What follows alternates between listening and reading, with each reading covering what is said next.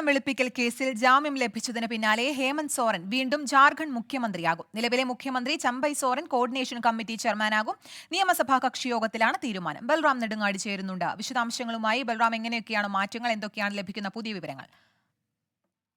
കീർത്തന 5 മാസത്തെ ജയിൽവാസത്തിന് ശേഷം ജാമ്യത്തിൽ പുറത്തിറങ്ങിയ ഹേമന്ത് സോറൻ വീണ്ടും ജാർഖണ്ഡ് മുഖ്യമന്ത്രിയായി സത്യപ്രതിജ്ഞ ചെയ്യും എന്നുള്ള വിവരമാണ് റാഞ്ചിയിൽ നിന്നും പുറത്തുവരുന്നത്.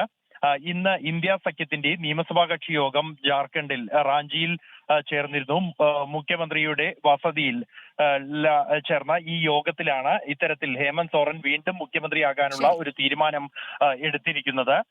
അതേസമയം നിലവിലെ മുഖ്യമന്ത്രി ചെമ്പൈ സോറൻ കോർഡിനേഷൻ കമ്മിറ്റി അധ്യക്ഷൻ എന്ന പദവിയിലായിരിക്കും അദ്ദേഹം ഉണ്ടാകുക. പ്രധാനമായും വരുന്ന നിയമസഭാ തിരഞ്ഞെടുപ്പ് ലക്ഷ്യം വെച്ച് ഉള്ള പ്രചരണ പദ്ധതികൾ തയ്യാറാക്കുക എന്നതായിരുന്നു ഇന്നത്തെ യോഗത്തിന്റെ പ്രധാന അജണ്ട എന്നാണ് മനസ്സിലാക്കാൻ കഴിയുന്നത്. ഇതുമായി ബന്ധപ്പെട്ട BJP കഴിഞ്ഞ മാസങ്ങളിൽ തന്നെ പ്രചരണം ആരംഭിച്ചുവെന്നും അതിനെ പ്രതിരോധിക്കാൻ സ്വീകരിക്കേണ്ട കള്ളപ്പണം വെളുപ്പിക്കൽ കേസിൽ ജാമ്യം ലഭിച്ചതിന് പിന്നാലെ ഹേമന്ത് സോറൻ വീണ്ടും ജാർഖണ്ഡ് മുഖ്യമന്ത്രിയാകും. കൂടുതൽ വിവരങ്ങളാണ് ബൽറാം നെടുങ്ങാടി നൽകിയത്.